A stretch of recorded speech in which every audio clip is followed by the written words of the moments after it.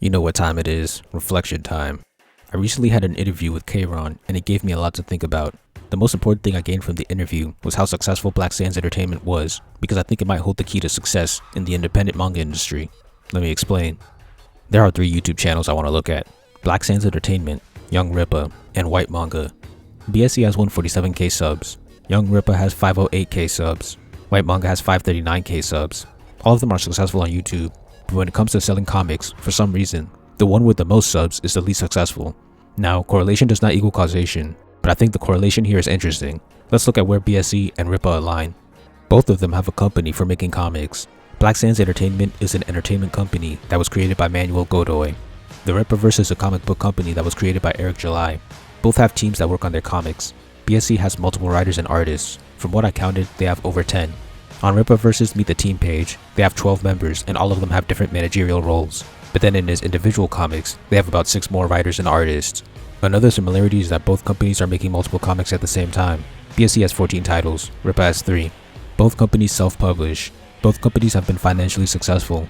According to the BSE website, they've made over $3 million in revenue, raised $3.2 million in capital, and are the top 1% Patreon community.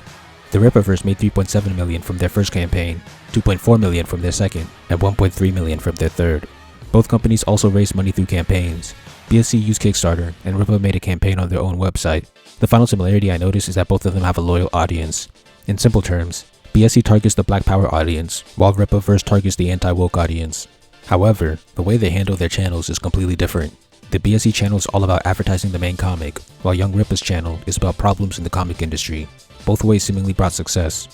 Correlation doesn't equal causation, but these things lining up might not be a coincidence.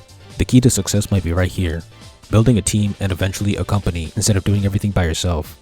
If you have multiple authors and writers, that would increase the team's ability to put out content faster. If you have people with specialties, they could cover for your weaknesses and bring new insight to the team.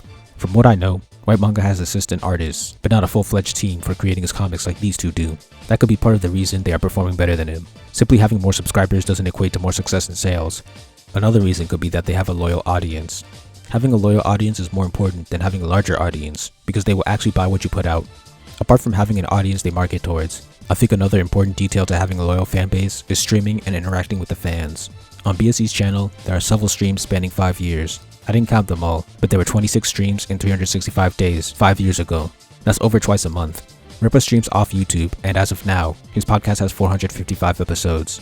I've had the theory that streaming builds a loyal audience for a while now, because I know YouTubers in my field that have more subs and less subs than me, but all have a more loyal audience than me because they interact with their fans through streams and Discord. So building a competent team and having a ride or die audience are what I believe are the 2 key factors to these comic companies' successes. Kron is actually on a similar path with his manga.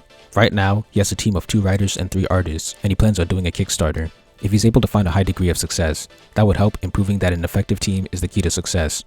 I could be wrong about all of this, but it did get me to think of other strategies to finding success. If manga are already dominating comics in the West, then that means we don't need to look for success in Japan, because indie manga also have the potential to dominate indie comics in the West.